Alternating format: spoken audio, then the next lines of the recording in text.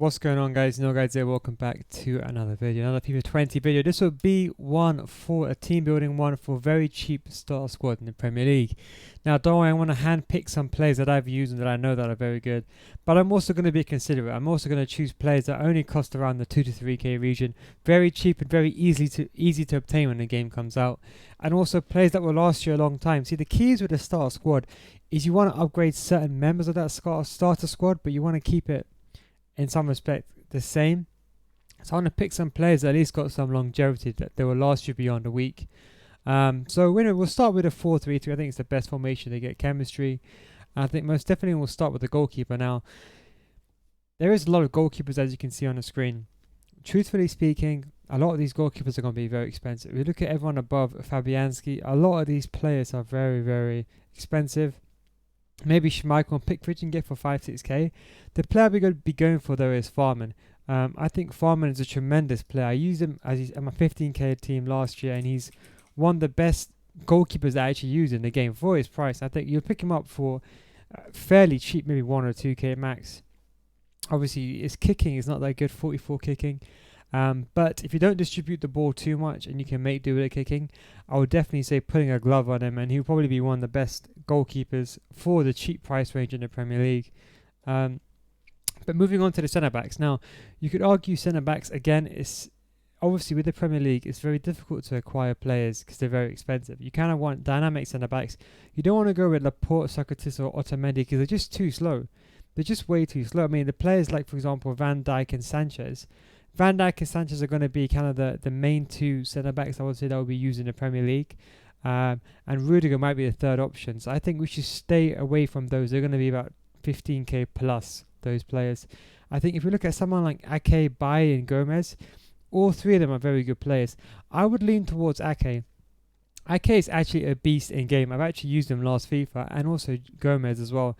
I think, was it Gomez as right back last year? I'm not 100% sure, but Gomez I think would be an amazing player. I think he's 6'2", so he's got really good height as well, and obviously he's got the 81 pace this year.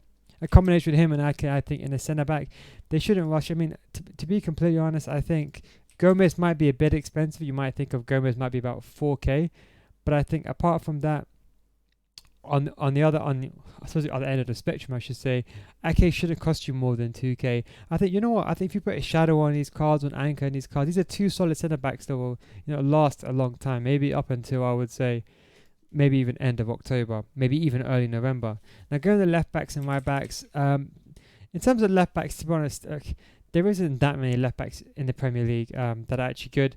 There are a few, but unfortunately they all cost a lot of money, and obviously that is very difficult when the game comes out to acquire the money, as I mentioned. So the player that I suppose you can say is affordable, which I think will be a bit, it's for me, it's between, in my opinion, it's between Kieran Tierney and Masaku. Now, I would go with Tierney. I think he's just a better player. You kind of want fast play. The same situation with the right back. There isn't that many amazing right backs in the Premier League, but I would definitely go with a player like Ricardo Pereira or someone like Bellerin. Unfortunately, Alexander-Arnold hasn't really got the stats. I don't know why they underrated him. But Wan-Bissaka is actually a good shot as well because he's got the good defending. But I'll probably go with Ricardo Pereira. I think you shouldn't run you more than 3 or 4k. Because I think there's people like Cancelo and Walker, the higher end. And a lot of people will go with Hector Bellerin.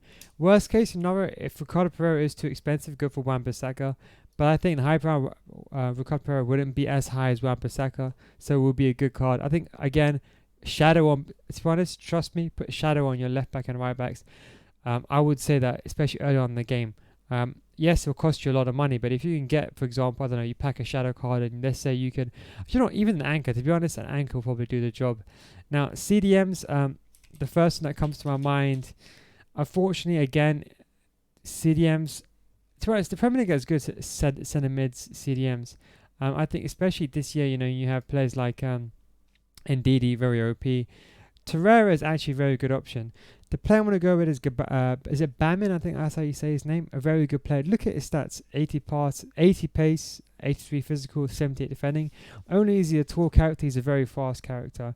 especially his player model in game. And I think the most important thing with him is his sprint speed. He has, I think, 84 sprint speed or something of that nature. So a shadow on him will be OP. He'll probably hit the low 90s, or mid 90s for sprint speed if he's on 10 chemistry. So a very good card, and I could tell you I used him last year. He was an amazing card. I think especially in this game. Now for the second midfield duo, I went with Torreira. The reason why I went with Torreira is, again, good pace, but good. Most important thing, he's got good distribution. He's got 81 short passing. Also, when you combine that with his 81 dribbling, Bamman I think is 6'3". Torreira is a shorter player, but he's very good on the ball, very agile, and he's got very good dribbling. He's got very good agility and very good balance. So he's the kind of player that he picks the ball up in midfield, and you can push the ball to your cam or to your forwards because he's got those stats in place. So that's why I would 100% recommend getting someone like Torreira in your team. He might cost 3k again. He won't be overly expensive because he's 82 rated. He might be in the beginning, but I think even if you pick someone else like Ndidi up, it will probably be a good shout. Ndidi could be a good replacement for Torreira, and of course you do get the hyperlink, as they say, or the green link, as they say. Now with the cam, I think there wasn't really that many cams. A lot of them, obviously, they're very expensive. You're talking about the higher end, like De Bruyne. I think even on the low end, there's not that many good creative cams. I mean, Ozil's too slow. Ali does stand out to me, but what I ended up going with Deulofeu. Now, Deulofeu, he's actually, I think he's a cam in a game. I don't know why he's appearing to be a right. I don't know why he's appearing to be. Maybe it's a glitch. I don't know why, but I can assure you, Deulofeu is I can assure you Deulofeu is a cam. I don't know why he's right forward. But another very good player. 88 pace. Decent shooting. I think a Deadeye on him would be amazing. I think a player like Deulofeu in a cam role would be amazing. Because obviously with a Deadeye, he gets the boost in shooting and passing. So he gets the finishing plus 15. Obviously he gets the plus 15 short pass. And I think, is it plus 10 long pass, something like that with Deadeye. So Deadeye is actually really good. So I'll probably use someone like Deulofeu. Also, he's got really good dribbling, quite agile player, nimble player, very good for creating chances. So I think I'll definitely go with someone like Deulofeu. You shouldn't cost too much again. Worst case scenario, you can play him. If he is a right mid, you can play him on 7 chemistry. But someone like Deulofeu, you can. Now for the left wing, it's kind of the same situation again. There isn't, again, that many players. Of course, there are some key players like Felipe Anderson, but of course 84 rated is going to be a lot of money. Same with Martial. A lot of these players are going to be a lot of money when the game comes out. So I'll probably stay away from them and mainly stray towards the cheap end players. I'll probably go with someone like Bernard or Fraser. I think Fraser's the one I'll go for in the end. I think it'll be fairly cheap. It'll be the low end of the spectrum. But what's important is we'll have good pace and a decent dribbling, I think. So I think, on the wing, just to get him behind, he'll be a good card to use. Now, for the right wing, I went for Saint-Maximin. I think he'll be one of those other OP players. You know what? The only thing I'm worried about him is the hype. I think because of obviously the player that he is, I think he might have unfortunately, he might have the price tag that comes along with him. But Saint-Maximin, I think, will be a very good card. I think he's 5-star, 4-star, right? 5-star skills, 4-star weak foot, if I'm not mistaken. Another very good card, a very good dribbler as well. So even if you don't use someone like Saint-Maximin, even if you just buy this guy as a super sub, he's the kind of person that you stick on the wing, and you just fire with your CDMs or your center mids. You just fire driven long passes or driven through balls, threaded through balls down the wing. And for sure, Saint-Maximin will latch onto it. Now, for the striker, again, another situation in the Premier League, everyone is overinflated. Now, I think there's 3 players I'm thinking that are Rashford, but I think it'll be too expensive. I think Rashford will be around 30k, 40k maybe. The second option is Gabriel Jesus, but I still think it'll be expensive. I think for a cheap player, you can use someone like Richarlison. I think a player like Richarlison, for sure, even if you use Richarlison with a Hunter and you play him, or even with a Deadeye, you just play him on 7 chemistry in right wing. But if Jamie Vardy is a decent price, I'm talking about if he's 7, 8 to 9k, he might be the most expensive player in the squad, but I think he's a good player. His dribbling is not the best, but I think with strafe dribbling will be quite good this year, the way strafe dribbling, how it works.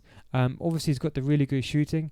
I think he's got like 86, 87. He's got high finishing. Don't forget his long shots lets him down. That's why his finishing stats are so low, and he's got the good pace. Another very good card. I think he's a clinical striker. Of course, I think he's got a 3-star weak foot that does let him down. But I think in the beginning of the game, when you're lacking money, players like these are really OP. And for the super subs, to be completely honest, I would go with off-league players like Teixeira, Bakambu. Players from other leagues would be good options.